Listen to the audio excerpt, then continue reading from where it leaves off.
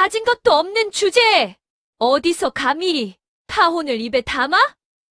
쨍그랑 유리잔이 산산조각 나는 소리가 룸안을 찢었습니다. 동시에 살을 애는 듯한 얼음물이 남자의 얼굴을 정면으로 강타했었죠. 분을 참지 못한 예비 사돈, 민자영이 맞은편에 앉은 남자에게 와서 물을 끼얹은 겁니다. 물벼락을 맞은 남자, 강만석은 아무 말도 하지 않았습니다. 그저 젖은 머리카락 사이로 물방울이 뚝뚝 떨어질 뿐이었죠. 이마를 타고 흐르는 물이 눈꺼풀을 적시고 턱 끝에서 바닥으로 툭툭 떨어지는 소리만이 정적을 깨고 있었습니다. 민자영은 꿈에도 몰랐습니다. 자신이 벌레처럼 취급한 이 낡은 점퍼의 노인이 상상조차 할 수 없는 무서운 정체를 숨기고 있다는 사실을요. 그리고 이 물벼락 한 번이 잠시 후 어떤 끔찍한 결과를 가져올지 말입니다. 이 사연이 마음에 닿으시면 구독과 좋아요 한 번만 꾹 눌러주세요. 대구르르. 유리가 부서지는 굉음이 고막 깊숙이 파고들었습니다. 찰나의 순간 살을 애는 냉기가 강만석의 얼굴 전체를 강타했었죠. 얼음 조각들이 뺨을 후려치고 바닥으로 우수수 쏟아지는 소리. 마치 한겨울 우박이 양철 지붕을 두들기는 것처럼 요란한 소음이 룸 안을 가득 채웠습니다. 어이구, 손이 미끄러졌네. 민자영의 입에서 흘러나온 말에는 미안함이라곤 한 톨도 섞여 있지 않았습니다. 아니, 오히려 코웃음을 치며 빈잔을 탁탁 털어내는 손짓이 더욱 또렷했었죠. 그녀의 몸에서 풍겨오는 진한 향수 냄새가 물에 흠뻑 젖은 낡은 점퍼의 퀴퀴한 냄새와 뒤엉켜 역한 비린내를 만들어내고 있었습니다. 코끝이 찡해질 만큼 독한 향기였습니다. 씻겨놓으니 좀 낫네. 어디서 시멘트 냄새가 진동을 하더니. 돈 없는 건 죄가 아니라지만 최소한 깨끗하기라도 해야 할 거 아냐? 근본이 없으니 위생 개념도 없는 거지. 그녀가 테이블 위에 있던 냅킨 한 장을 툭 던졌습니다. 새하얀 냅킨이 힘없이 허공을 맴돌다 물에 젖어 축 처진 강만석의 어깨 위로 떨어졌었죠. 마치 쓰레기통에 휴지를 버리듯 손끝 하나 움직이기 귀찮다는 듯한 무심한 손짓이었습니다. 아빠. 수진의 비명이 룸 안 공기를 찢었습니다. 아이는 하얗게 질린 얼굴로 가방을 뒤집어 엎었었죠. 손수건을 찾아 헤매는 손이 사시나무 떨듯 덜덜 떨리고 있었습니다. 얼마나 놀랐는지 아버지의 얼굴을 닦아주려던 손끝이 눈가를 찌를 뻔했습니다. 아빠 어떡해, 이거 어떡해. 아이의 눈에서 닭똥 같은 눈물이 뚝뚝 흘러내려 강만석의 손등을 적셨습니다. 차가운 얼음물보다 딸아이의 뜨거운 눈물이 더 아리게 살갗을 파고드는 순간 그는 수진의 떨리는 손목을 부드럽게 잡아내렸습니다. 괜찮다. 목소리가 갈라져 나왔습니다. 입안에서 비릿한 쇠맛이 번졌었죠. 아마 입술 안쪽을 너무 세게 깨물어 터진 모양입니다. 물이 좀 시원하구나. 강만석은 닦지 않았습니다. 이마를 타고 흐르는 물방울이 속눈썹에 맺혀 시야를 흐렸지만 굳이 닦아내지 않고 천천히 눈을 떴습니다. 열린 문틈 사이로 웅성거리는 소리가 스며들었습니다. 호텔 로비의 종업원들과 지나가던 손님들이 힐끔힐끔 구경하고 있었습니다. 저 노인네 뭐야? 구걸하러 왔나 봐.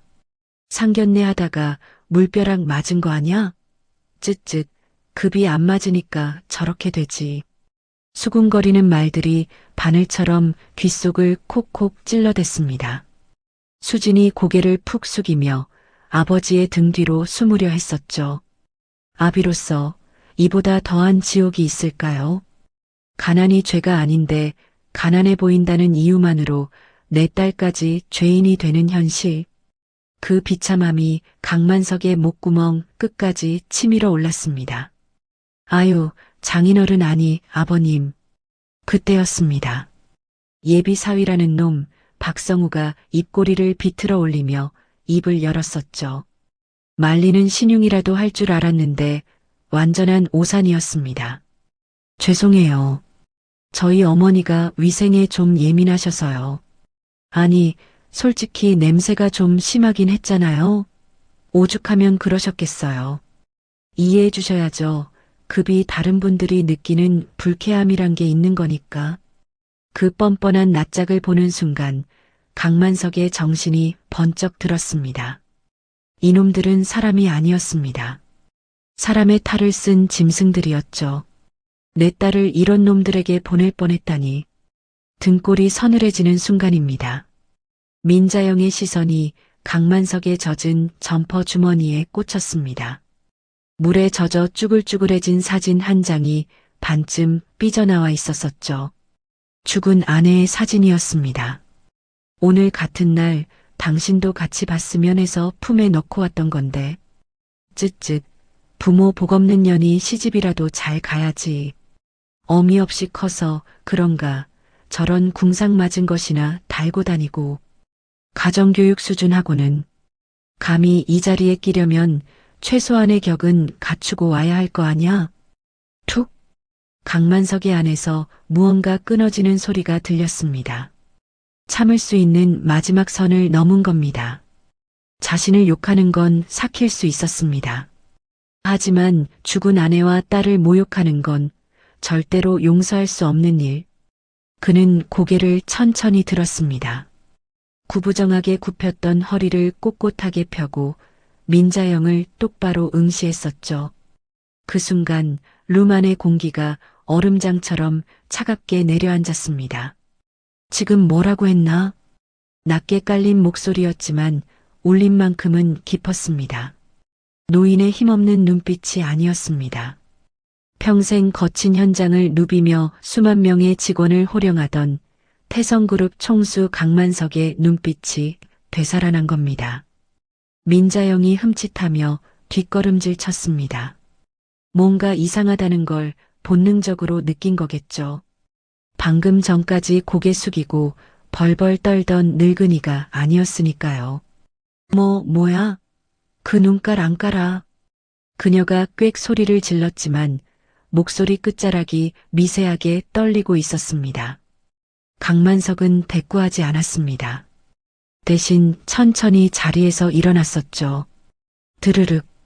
의자 다리가 바닥을 긁어대는 소리가 천둥처럼 묵직하게 울려 퍼졌습니다.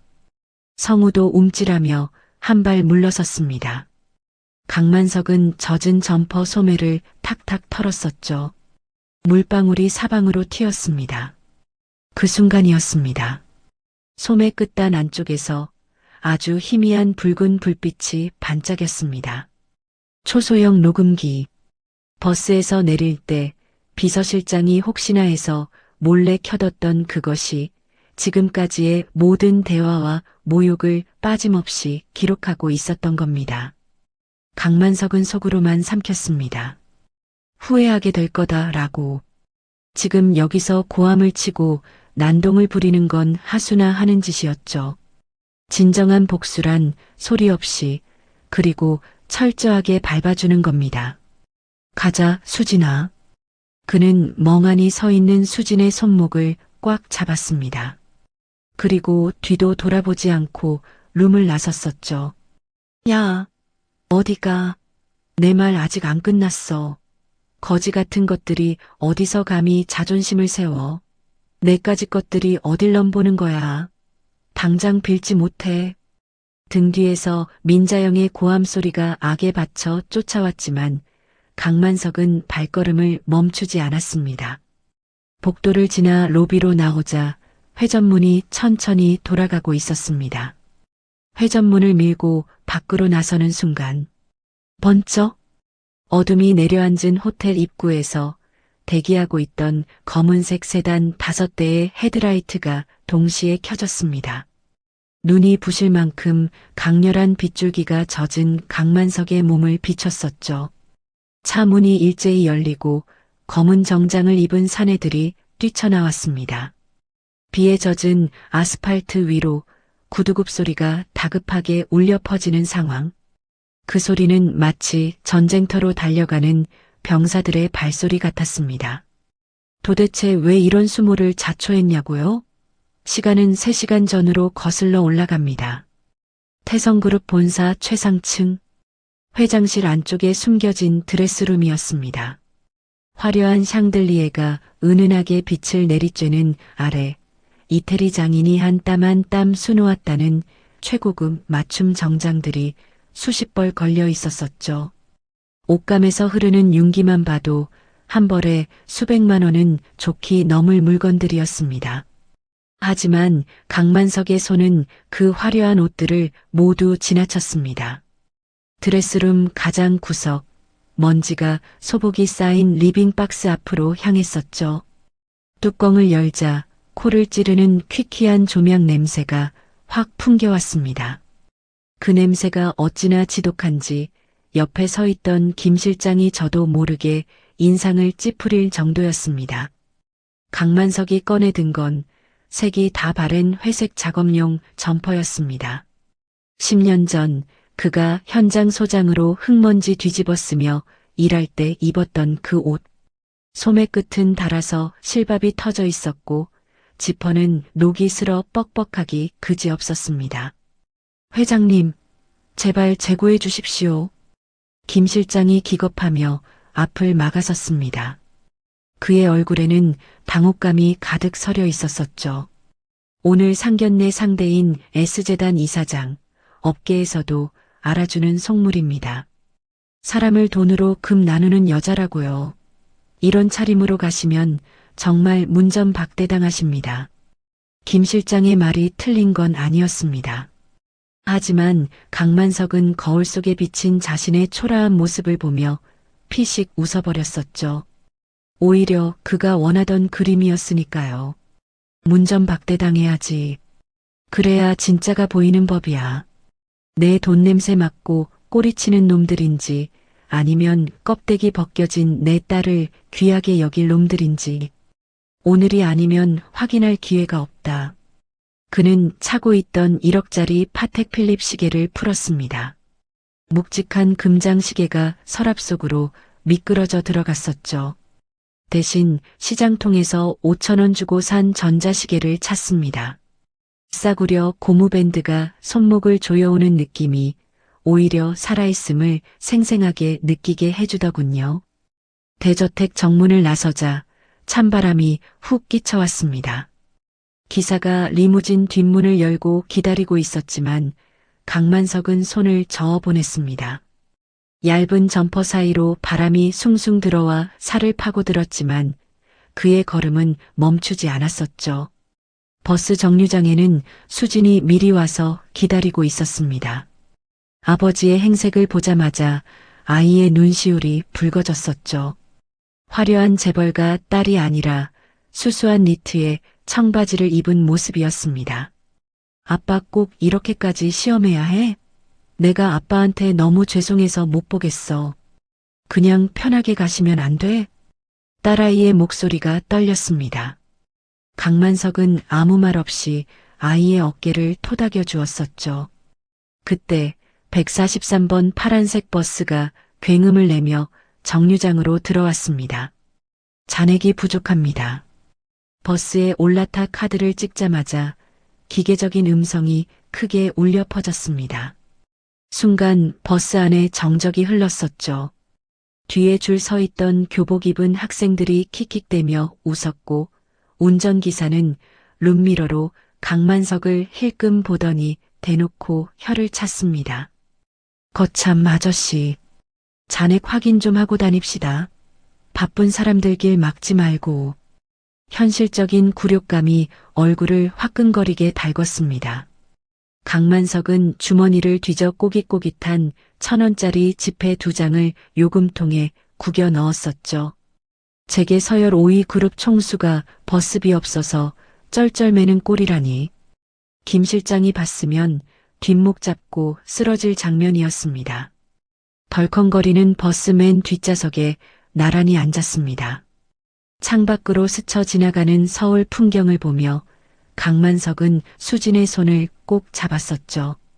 그의 손바닥은 굳은 살 투성이었습니다. 수십 년간 벽돌 나르고 시멘트 비비며 만들어진 영광의 상처들이었습니다. 수진아, 아빠는 이 옷 입고 이 손으로 벽돌 나르며 너 키웠다. 네가 입은 그 옷, 네가 공부한 그 대학 다 이 냄새나는 점퍼가 만들어준 거야. 만약 그 집안 사람들이 이 옷이 부끄럽다고 하면 그놈들은 널 데려갈 자격이 없는 놈들이다. 알겠지? 수진이 말없이 고개를 끄덕이며 아버지의 어깨에 머리를 기댔습니다. 따뜻했습니다. 100억, 1000억을 줘도 살 수 없는 온기였었죠. 이 온기를 지키기 위해서라면 강만석은 몇 번이고 바보가 될 각오가 되어 있었습니다. 버스가 호텔 입구 언덕길 아래에 멈췄습니다. 여기서부터는 걸어 올라가야 했었죠. 진입로에는 벤츠, 포르쉐 같은 고급 외제차들이 줄지어 올라가고 있었습니다.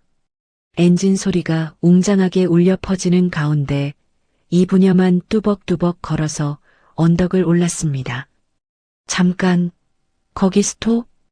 호텔 입구에 다다르자 주차 요원이 호루라기를 불며 앞을 막아섰습니다. 강만석의 아래 위를 훑어보는 눈빛이 아주 가관이었었죠. 아저씨, 여기 VIP 전용 통로예요. 납품업자는 저기 뒷문으로 돌아가세요. 아침부터 왜 입구를 막고 그래? 납품업자라니. 기가 찼지만 강만석은 변명하지 않았습니다. 그때였습니다. 빵! 뒤에서 날카로운 경적 소리가 고막을 찢을 듯 울렸습니다. 검은색 벤츠 한 대가 속도를 줄이지 않고 옆을 쌩하고 지나갔었죠.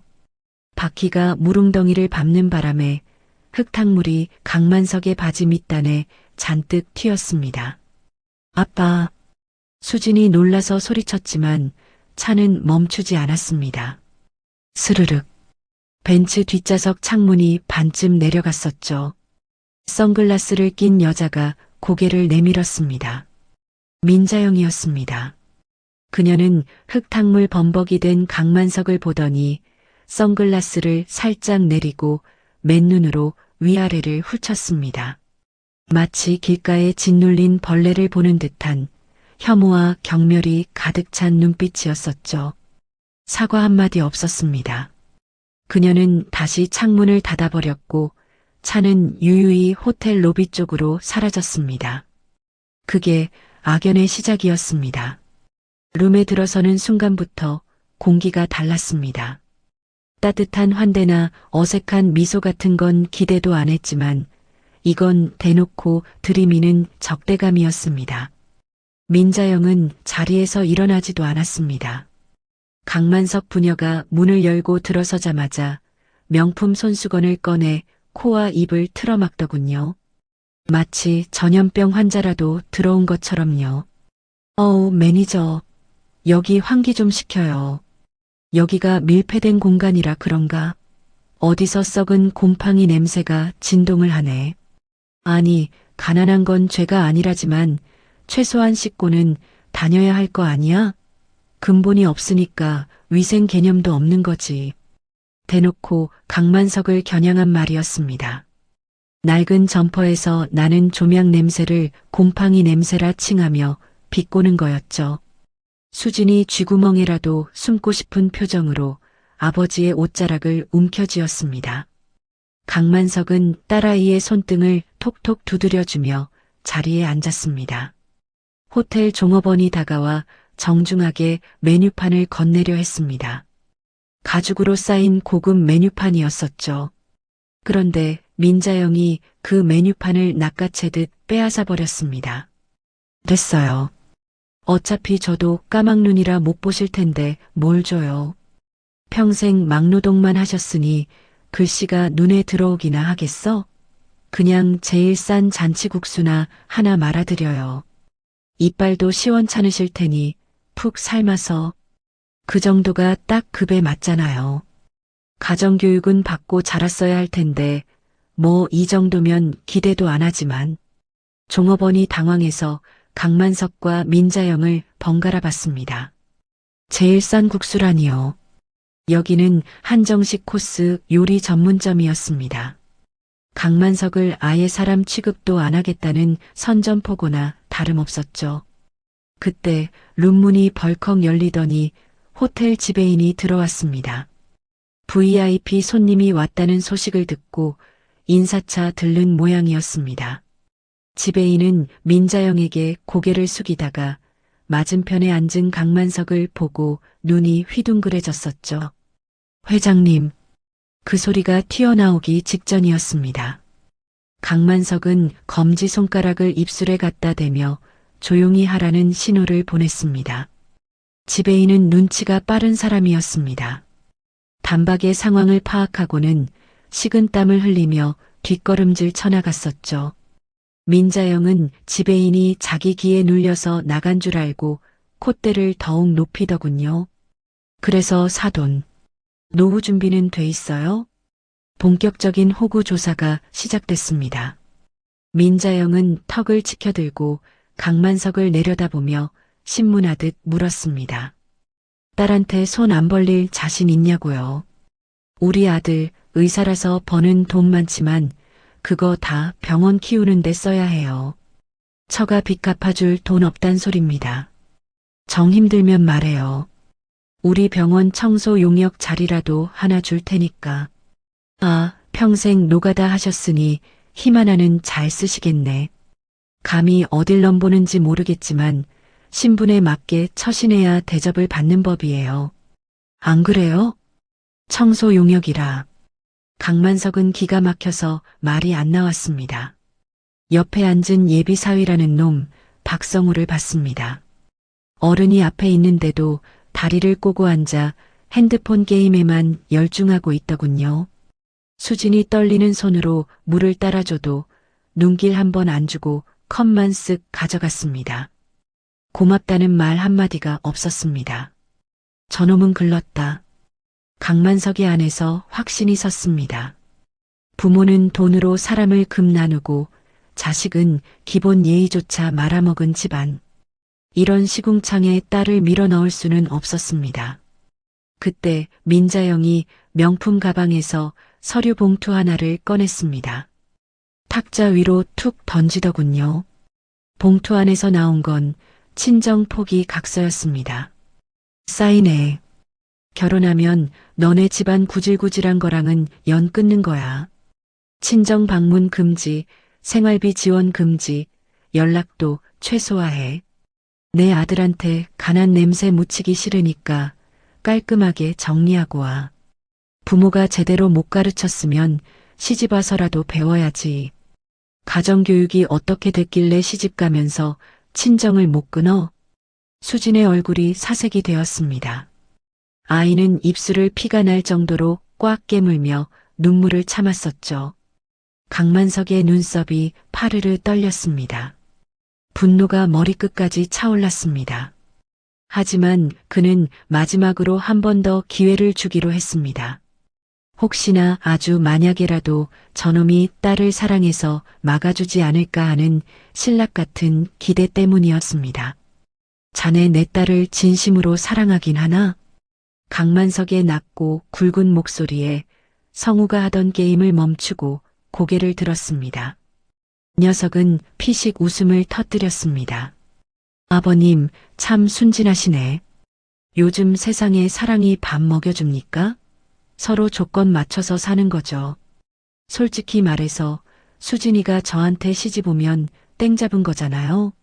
개천에서 욕나는 건데 감사하다고 절이라도 해야 하는 거 아닙니까? 돈 없는 집안에서 태어난 게 본인 잘못은 아니지만 그래도 분수는 알아야죠. 더 들을 필요도 없었습니다. 이건 상견례가 아니라 인신매매 현장이었습니다. 딸의 가치를 돈으로 매기고 강만석의 인생을 송두리째 부정하는 모욕의 장이었습니다. 탁! 강만석은 들고 있던 숟가락을 테이블에 내려놓았습니다. 쨍한 소리가 룸 안의 정적을 찢었습니다. 민자영과 성우가 놀란 눈으로 그를 쳐다봤습니다. 강만석은 자리에서 벌떡 일어났습니다. 그리고 수진의 손을 잡았습니다. 일어나라, 수진아. 네. 똥을 밟았다. 더 앉아 있어봤자 냄새만 배니까 나가자. 뭐예요? 지금 뭐라고 했어요? 민자영이 얼굴을 불그락푸르락하며 소리쳤지만 강만석은 대꾸하지 않았습니다. 이런 쓰레기들과 섞는 말 한마디조차 아까웠으니까요. 물벼락을 맞고 룸을 나서는 강만석의 등 뒤로 민자영의 악에 바친 고함 소리가 따라붙었습니다. 야, 어디가? 내 말 아직 안 끝났어. 거지 같은 게 주제도 모르고 감히 내 아들을 차? 내 딸, 내 아들 아니면 누가 데려가? 평생 노처녀로 썩을 줄 알아. 돈도 없고 백도 없는 것들이 어딜 감히 콧대를 세워. 그녀의 목소리가 어찌나 큰지 호텔 로비에 있던 모든 사람들이 하던 일을 멈추고 그들을 쳐다봤습니다. 수군거림과 비웃음이 화살처럼 꽂혔지만 강만석은 걸음을 멈추지 않았습니다. 수진의 손목을 잡은 그의 손에 힘이 들어갔습니다. 아이는 고개를 푹 숙인 채 어깨를 들썩이며 흐느끼고 있었었죠. 그 눈물이 아버지의 가슴에 불을 질렀습니다. 그래, 짖어라. 짖을 수 있을 때 실컷 짖어둬라. 호텔 회전문을 밀고 밖으로 나가는 순간이었습니다. 차가운 밤 공기가 젖은 얼굴을 스치자 강만석의 정신이 맑아졌습니다. 그는 구부정하게 굽혔던 어깨를 쫙 폈습니다. 평생 현장을 누비며 다져진 태성그룹 총수 강만석의 단단한 등이 되살아났습니다. 더 이상 눈치 보고 굽실거리는 노인은 없었습니다. 기익. 호텔 입구에 검은색 최고급 세단 5대가 미끄러지듯 들어와 급정거했습니다. 타이어가 아스팔트를 긁어대는 날카로운 마찰음이 밤 공기를 갈랐었죠. 차 문이 동시에 열리더니 검은 정장을 입은 건장한 경호원 10명이 튀어나와 일사불란하게 도열했습니다. 회장님, 우렁찬 복창 소리가 호텔 입구를 뒤흔들었습니다. 로비 유리창 너머로 쫓아나오던 민자영의 발걸음이 딱 멈췄습니다.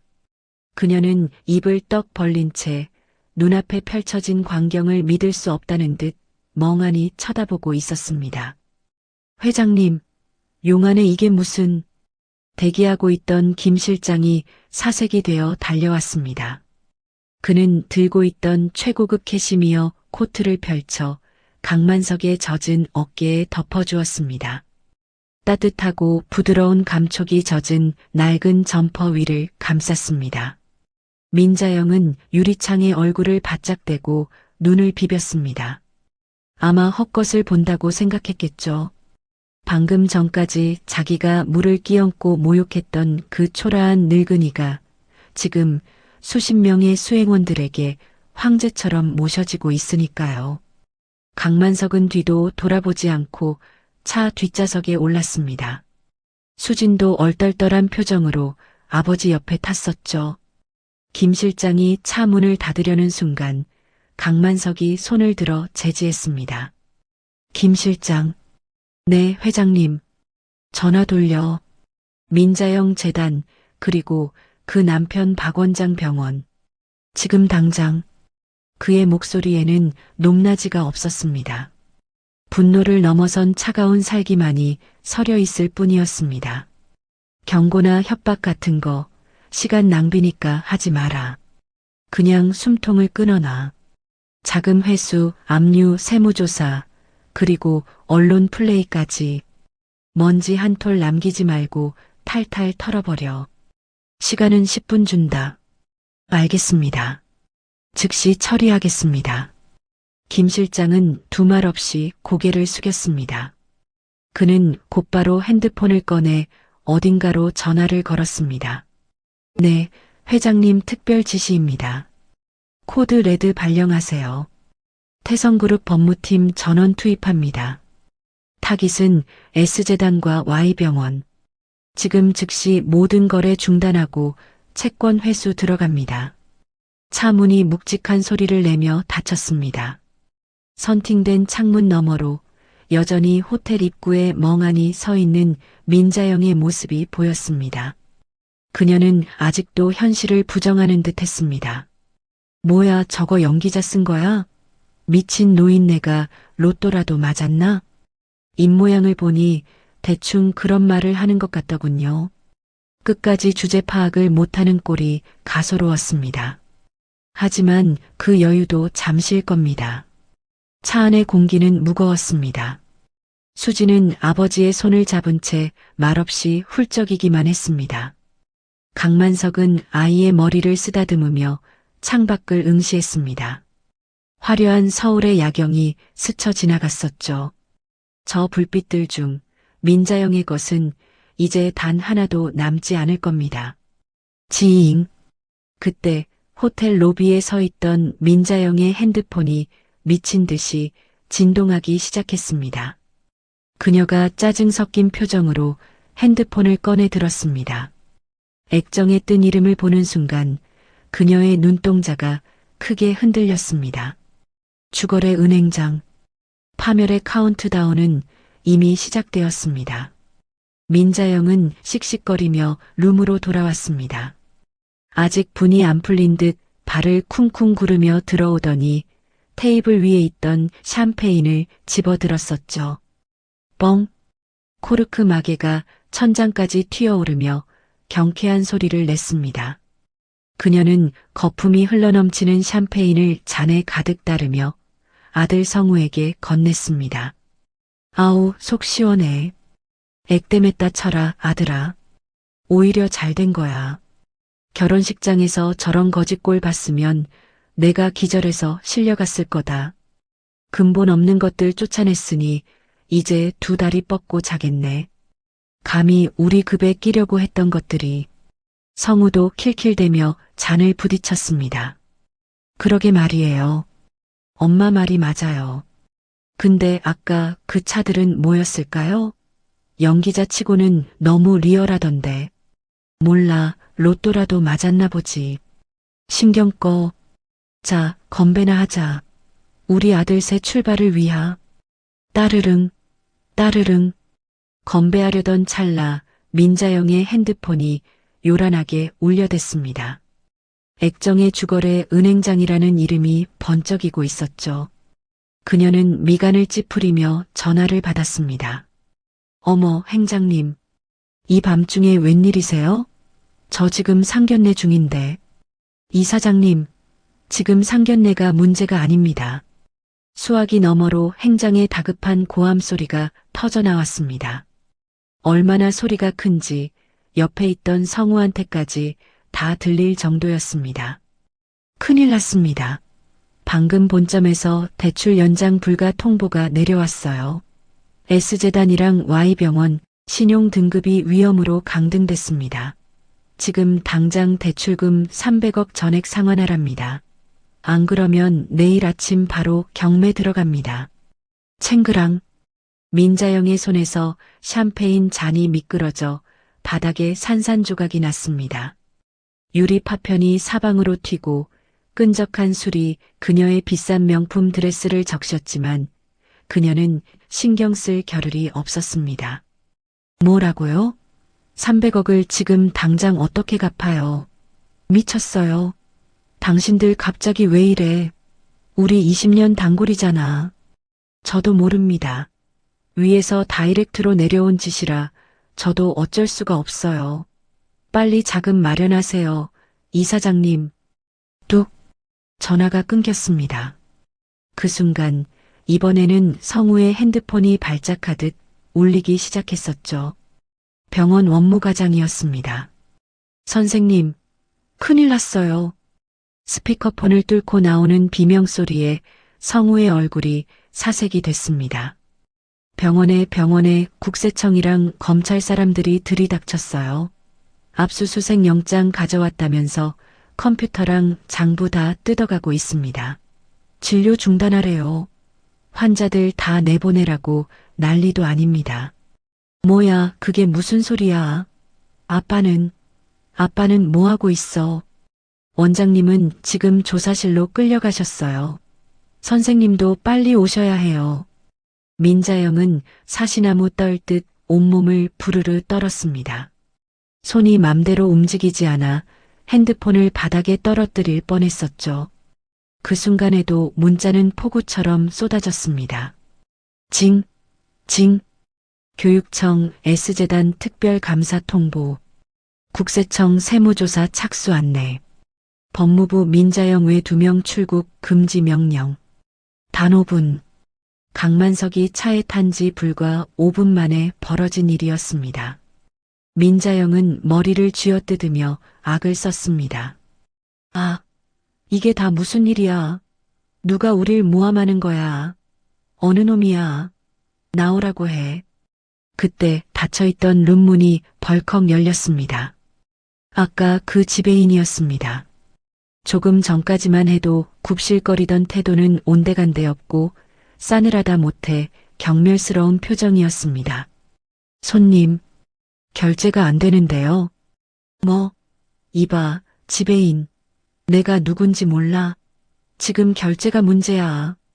카드가 전액 정지됐습니다. 한도 초과가 아니라 거래 정지라고 뜨네요. 그리고 옆방 손님들이 시끄럽다고 항의하십니다. 더 망신당하기 전에 당장 나가주시죠. 지배인은 문을 활짝 열어젖히며 손짓했습니다. 나가라는 뜻이었죠. 민자영과 성우는 짐도 제대로 챙기지 못한 채 쫓겨나듯 룸에서 밀려나왔습니다.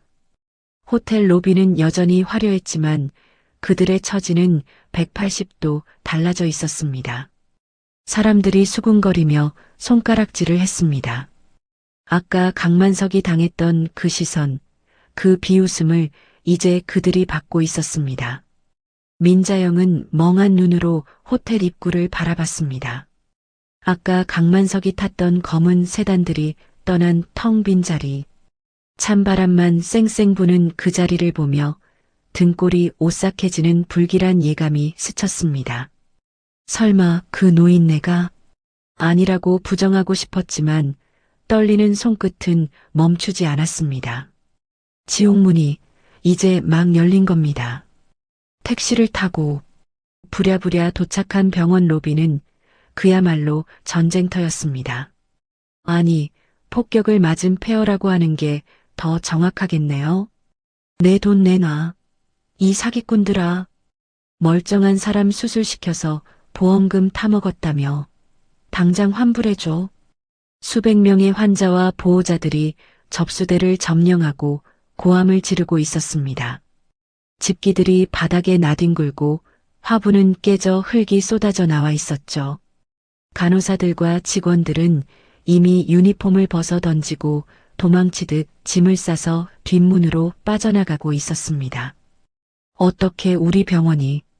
민자영은 믿을 수 없는 광경에 입을 다물지 못했습니다. 그때 로비 벽면에 걸린 대형 TV에서 뉴스 속보가 흘러나왔습니다.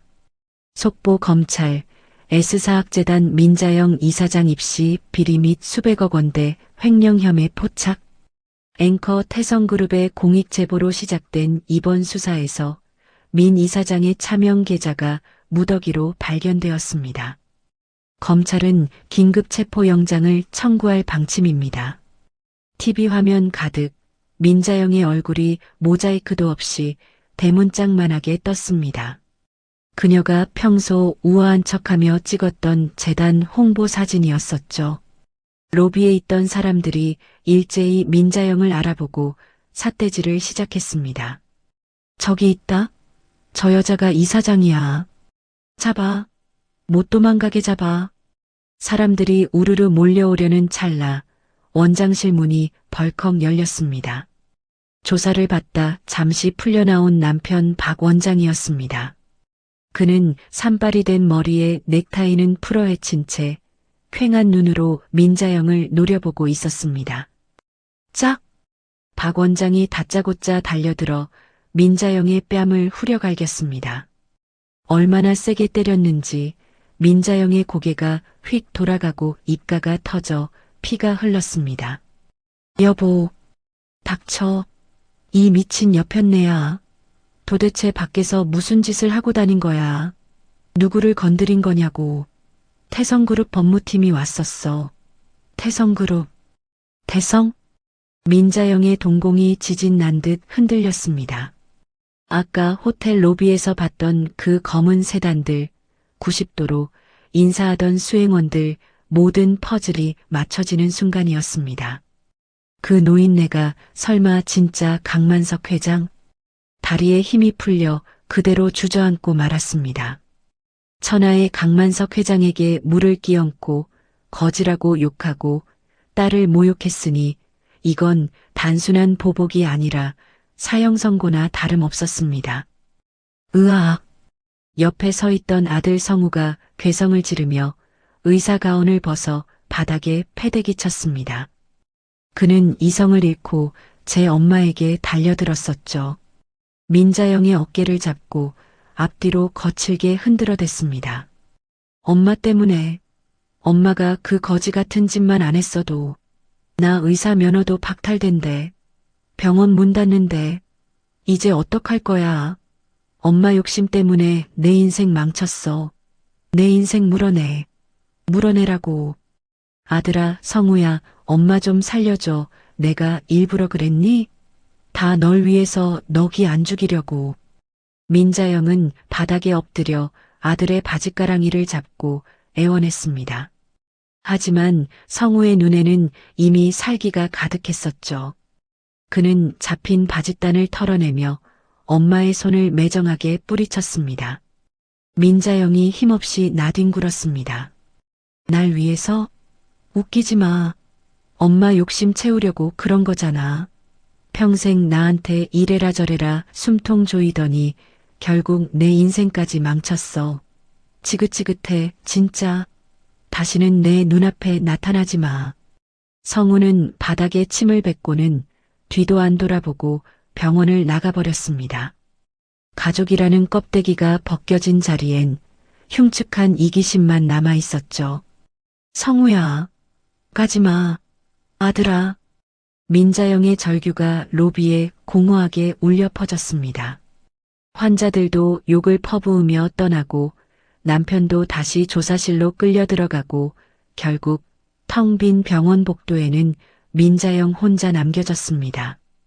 바닥에는 찢어진 명품 가방과 벗겨진 구두 한 짝, 그리고 피 묻은 손수건만이 덩그러니 놓여 있었습니다. 그녀가 평생 목숨처럼 지켜왔던 체면과 자존심의 처참한 말로였습니다. 탁! 탁! 병원의 조명이 하나둘 꺼지기 시작했습니다. 어둠이 그녀를 집어삼켰습니다. 그제야 민자영은 깨달았습니다. 자신이 밟으려 했던 건 벌레가 아니라 자신을 밟아 죽일 수 있는 거인이었다는 것을요. 집안은 쥐 죽은 듯 고요했습니다. 하지만 그 고요함이 더 무서웠습니다.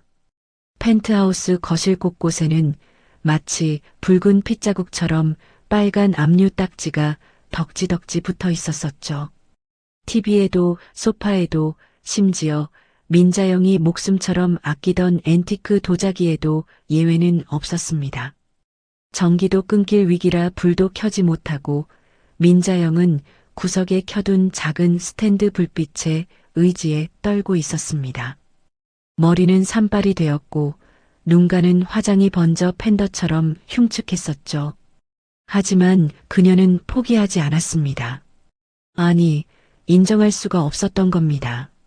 내가 누구인데, 내가 S재단 이사장 민자영인데 이렇게 끝날 리가 없어.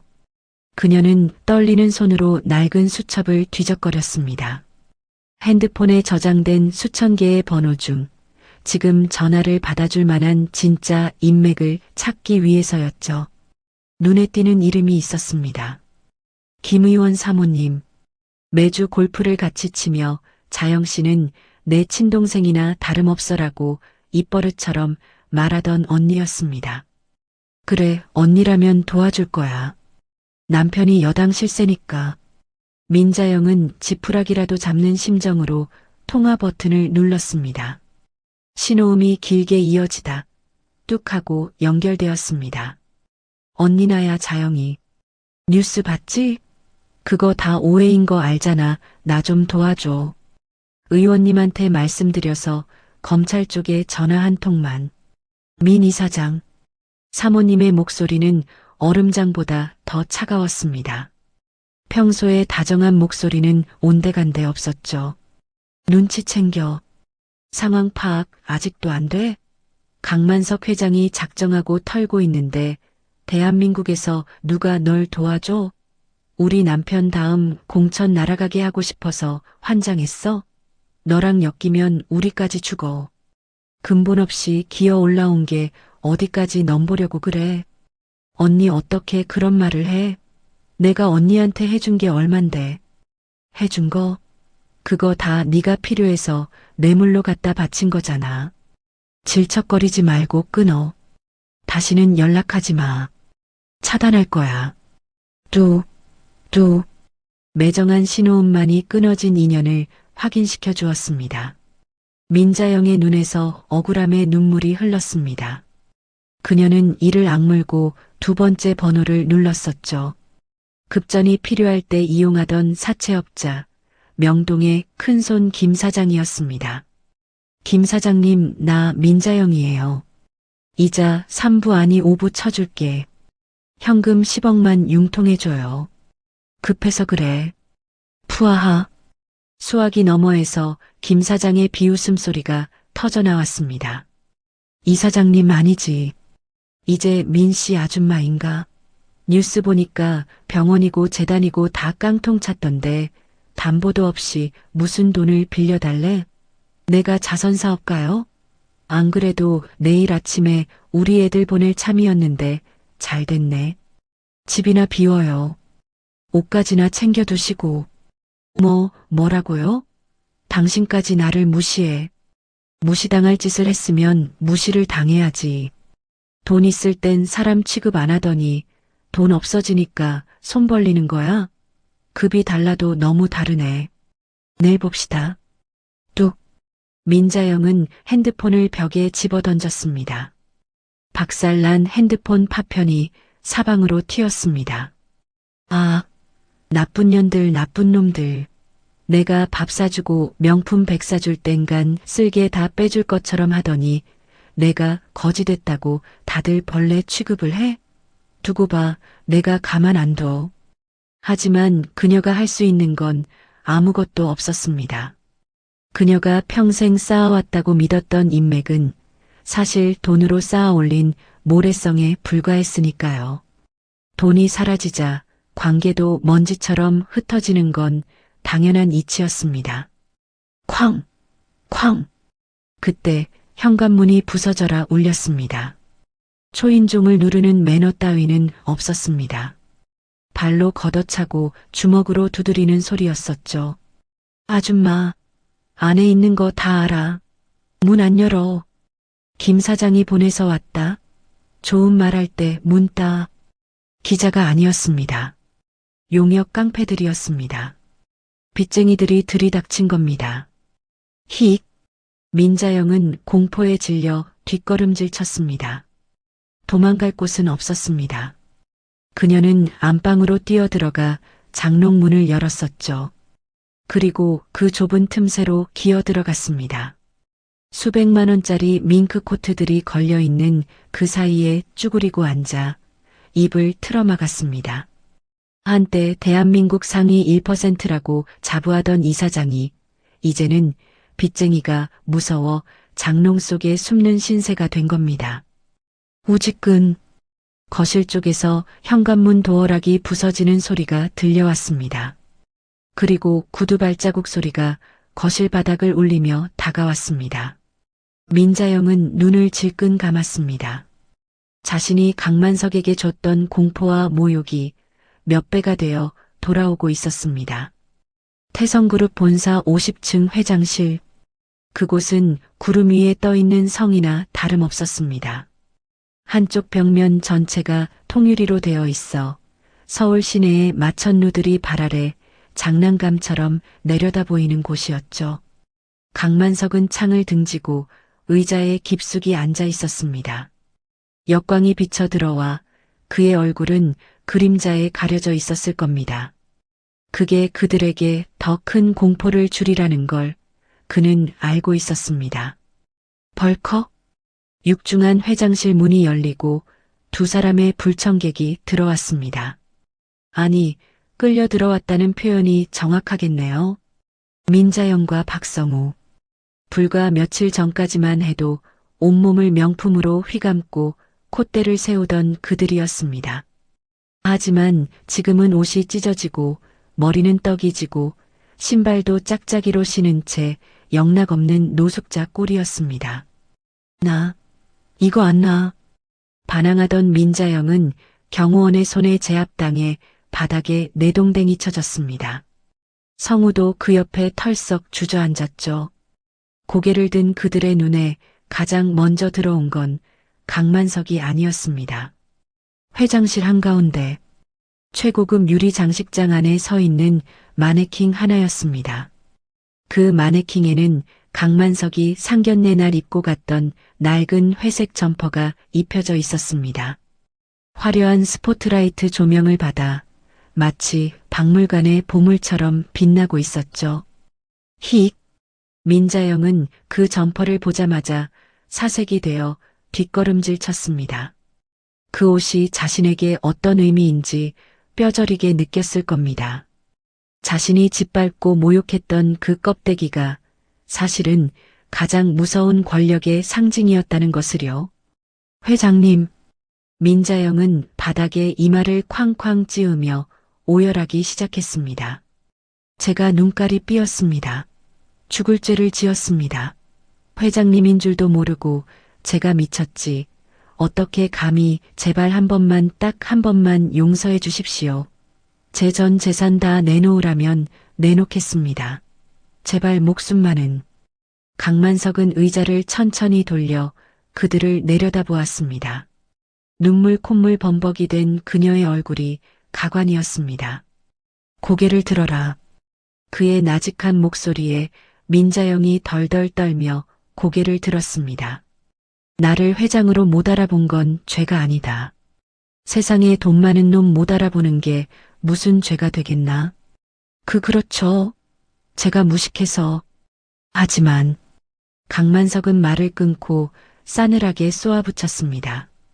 사람을 껍데기로 판단하고 가난하다는 이유로 짓밟고 가정교육 운운하며 근본을 들먹이고 무엇보다 귀하디 귀한 내 딸의 마음에 피눈물을 흘리게 한 것. 그건 용서받지 못할 죄다. 사람 위에 사람 없고 사람 밑에 사람 없다.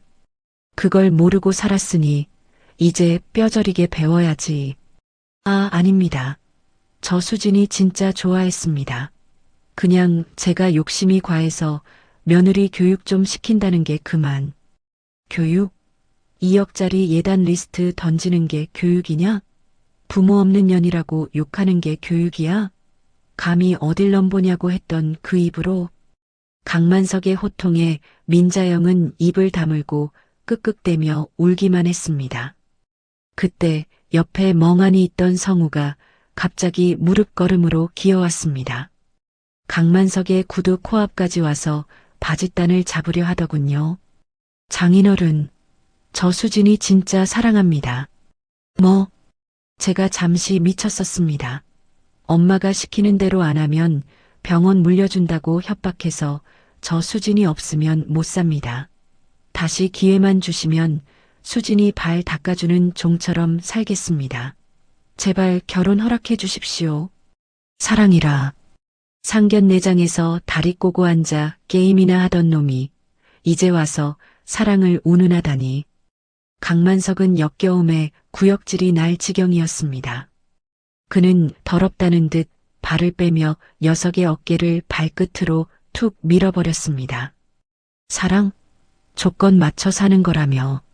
수진이랑 결혼하면 땡 잡은 거라며. 개천에서 용났다고 절하라던 그 입으로 내 조건이 노가다꾼에서 재벌 회장으로 바뀌니 없던 사랑도 막 샘솟더냐? 성우는 뒤로 나뒹굴면서도 뻔뻔하게 고개를 끄덕였습니다. 네. 아니, 그게 아니라 저는 처음부터 역겹구나. 더 이상 듣고 싶지 않다. 강만석은 손짓으로 경호원들을 불렀습니다. 치워라. 방 안에 썩은 내가 진동을 하는구나. 네, 회장님. 경호원들이 두 사람의 팔을 짐짝처럼 들어 올렸습니다. 질질 끌려가는 와중에도 그들은 악을 쓰며 매달렸습니다. 회장님, 한 번만요. 살려주세요. 장인어른, 수진아, 나 좀 봐줘. 엘리베이터 문이 열리고 그들은 안으로 던져졌습니다. 문이 닫히며 그들의 비명소리가 뚝 끊겼습니다. 이제 그들은 50층 높이에서 지하 바닥으로 추락할 겁니다. 엘리베이터가 내려가는 동안 그들은 자신들이 놓쳐버린 기회와 오만함의 대가를 뼈저리게 곱씹게 되겠죠. 하지만 후회해도 소용없습니다. 버스는 이미 떠났으니까요. 추적추적. 1년 전 그날처럼 비가 내리는 밤이었습니다. 하지만 이번에 비를 맞는 건 강만석이 아니었습니다. 태성그룹 본사 뒷문으로 쫓겨난 민자영과 박성우. 그들의 손에는 덜그럭거리는 바퀴 빠진 캐리어 하나와 비닐봉지 몇 개가 들려있을 뿐이었죠. 우산도 없이 쏟아지는 비를 온몸으로 맞으며 그들은 갈 곳을 잃고 서성였습니다. 배고파 엄마, 돈 없어? 뭐라도 좀 사와봐. 성우가 칭얼거렸습니다. 나이 30 먹은 아들의 입에서 나올 소리가 아니었죠. 민자영은 떨리는 손으로 지갑을 뒤져 마지막 남은 카드 한 장을 꺼냈습니다. 눈앞에 보이는 편의점으로 들어갔습니다. 어서 오세요. 알바생의 건조한 인사. 민자영은 컵라면 2개와 삼각김밥, 생수를 집어 계산대에 올렸습니다. 잔액 부족입니다. 다른 카드로 결제해 주세요. 기계적인 음성이 편의점을 울렸습니다. 마지막 비상금 통장마저 압류된 겁니다. 아줌마, 카드 안 돼요? 뒤에 손님 기다리는데. 알바생이 짜증 섞인 말투로 쏘아붙였습니다. 아니, 그게 아니라 이거 기계가 고장 난 거 아니야? 다시 해봐요. 잔액 부족이라잖아요. 돈 없으면 나가요. 바닥에 빗물 떨어지니까 다른 손님들 불편해해요. 돈 없으면 나가라. 민자영은 평생 들어본 적 없는 말을 듣고 멍하니 서 있었습니다. 결국 컵라면 하나 사지 못하고 쫓겨났었죠. 편의점 유리창 너머로 알바생이 소금을 뿌리는 신용을 하는 게 보였습니다. 그날 밤 그들이 찾아간 곳은 도심 외곽의 허름한 여관이었습니다. 하루 숙박비 2만 원짜리 곰팡이 냄새가 진동하는 쪽방이었죠. 아, 뭐야, 이거 바퀴벌레 아냐? 방에 들어서자마자 성우가 소리를 지르며 침대를 발로 걷어찼습니다. 눅눅한 이불 위로 손가락만한 바퀴벌레가 기어가고 있었거든요. 엄마, 나 이런 데서 못 자. 냄새나서 토할 것 같다고. 호텔 잡아줘. 아니면 집에 가자고. 집이 어디 있어? 경매 넘어가서 쫓겨난 거 잊었어? 그냥 처자빠져 자. 배부른 소리 하고 있네. 민자영도 참다 못해 소리를 질렀습니다. 이게 다 엄마 때문이잖아.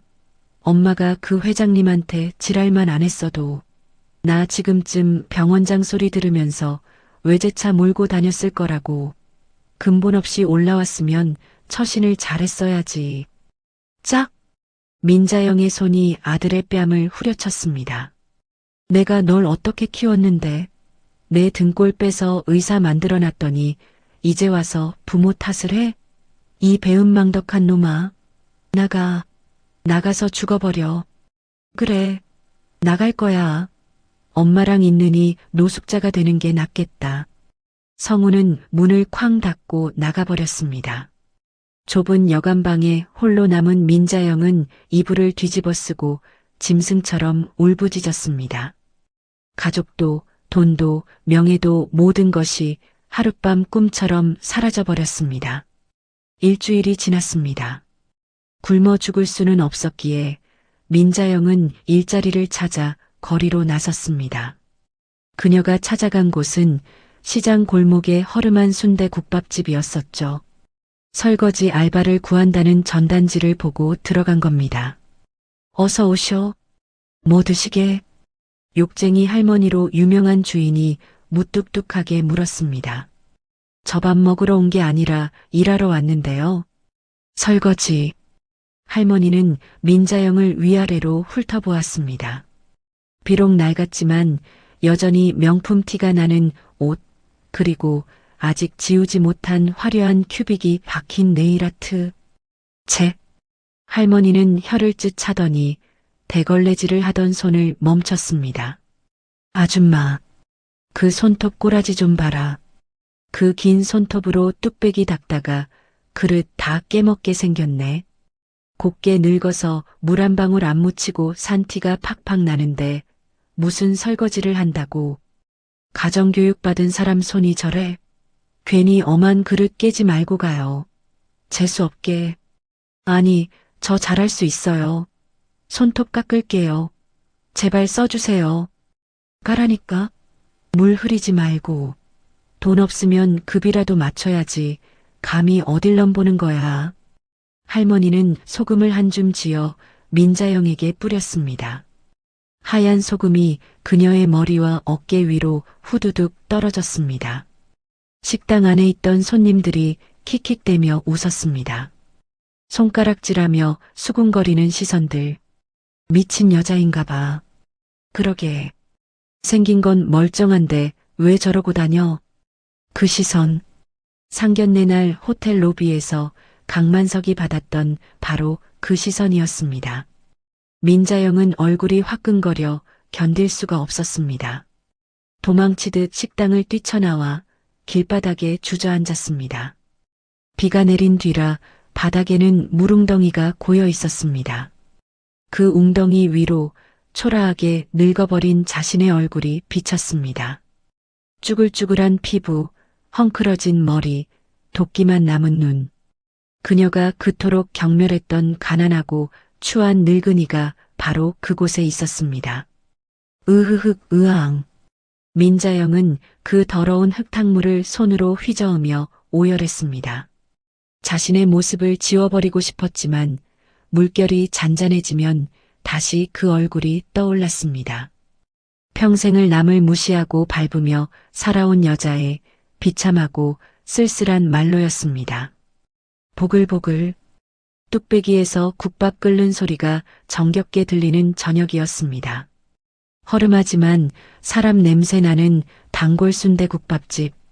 강만석은 수진과 마주 앉아 늦은 저녁을 먹고 있었습니다. 그의 몸에는 여지없이 그 낡은 회색 점퍼가 걸쳐져 있었습니다. 소매 끝은 더해져서 실밥이 너덜거렸지만 강만석은 굳이 수선하지 않았었죠. 아빠. 수진이 아버지의 숟가락 위에 큼직한 고기 한 점을 올려주며 입을 열었습니다. 이제 그 옷 좀 버리지 그래. 회장님 체면이 있지. 직원들이 보면 뭐라고 하겠어? 내가 백화점 가서 좋은 점퍼 하나 사줄게. 응?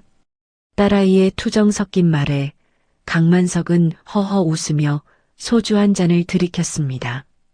쓴 소주가 식도를 타고 넘어가는데 그 끝맛이 참 달았습니다. 수진아, 아빠는 이 옷이 제일 편하다. 그리고 이게 내 진짜 체면이야. 에이, 그게 무슨 체면이야. 다 떨어진 옷인데. 아니야. 비싼 양복 입고 좋은 차 타면 사람들은 내 돈에 고개를 숙이지 나한테 숙이는 게 아니거든. 근데 이 옷을 입고 있으면 진짜가 보여. 껍데기 다 벗고도 나를 아빠로, 어르신으로 존중해주는 사람들. 그 사람들이 내 진짜 재산이야. 바로 너처럼 말이다. 강만석의 말에 수진의 눈시울이 살짝 붉어졌습니다. 아이는 말없이 아버지의 빈잔에 술을 채워주었습니다. 그때 식당 구석에 켜져 있던 TV 뉴스에서 익숙한 이름이 흘러나왔습니다. 단신입니다. 입시 비리 혐의로 구속된 S재단 전 이사장 민 씨가 구치소에서 난동을 부려 징벌방에 수감되었습니다. 한편 아들 박 씨는 도박빚을 지고 잠적해 경찰이 수배 중입니다. 화면 하단에 민자영의 수에 입은 사진이 짧게 스쳐 지나갔습니다. 하지만 강만석과 수지는 젓가락질을 멈추지 않았습니다. 욕도 비웃음도 나오지 않았었죠. 그저 남의 일인 양 무심하게 국밥 국물만 떠먹었을 뿐입니다. 악인들의 몰락은 이제 그들의 관심사조차 되지 못할 만큼 하찮은 일이 되었으니까요. 아빠, 응? 난 아빠 딸이라서 행복해. 백조가진 회장님이라서가 아니라 그냥 내 아빠, 강만석이라서. 나한테는 아빠가 세상에서 제일 멋있는 남자야. 수진이 환하게 웃으며 잔을 들어 올렸습니다.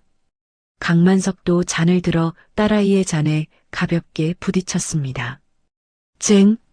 맑고 고운 소리가 식당 안을 울렸습니다. 상견례장에서 들었던 그 날카로운 유리잔 깨지는 소리와는 비교도 안 될 만큼 아름답고 평화로운 소리였습니다. 행복하게 웃는 부녀의 모습 위로 어딘가 차가운 여관방 구석에서 식어 빠진 컵라면 국물을 마시며 서로를 저주하고 있을 민자영 모자의 모습이 겹쳐지는 듯했습니다. 진짜 부자는 통장에 돈이 많은 사람이 아닙니다. 낡은 옷을 입어도 사람 냄새가 나고 사랑하는 사람이 곁에 있는 사람. 오늘 밤 강만석은 세상에서 제일 부유한 남자였습니다. 여러분, 우리는 살면서 수많은 껍데기를 마주합니다. 화려한 명함, 비싼 차, 좋은 옷 하지만 그 껍데기를 벗겨냈을 때 남는 것은 무엇일까요? 오늘 강만석 회장이 우리에게 보여준 것은 돈으로 살 수 없는 사람의 품격이었습니다. 저도 오늘 원고를 쓰며 옷장 구석에 처박혀 있는 아버지의 낡은 작업복이 떠올라 한참을 울었습니다. 기름때 묻은 그 옷이 부끄러워 숨기려 했던 철없던 시절이 왜 그리 후회되는지요. 부디 오늘 밤은 겉모습이 아닌 서로의 눈을 바라보며 따뜻한 밥 한 끼 나누는 저녁이 되시길 두 손 모아 기도합니다. 오늘 이야기가 마음에 닿으셨다면 구독과 좋아요 꼭 눌러주세요. 다음에도 여러분의 가슴을 따뜻하게 적시는 이야기로 찾아오겠습니다. 지금까지 인생의 지혜를 전해드리는 인생사연지혜의 명품 드라마였습니다. 감사합니다.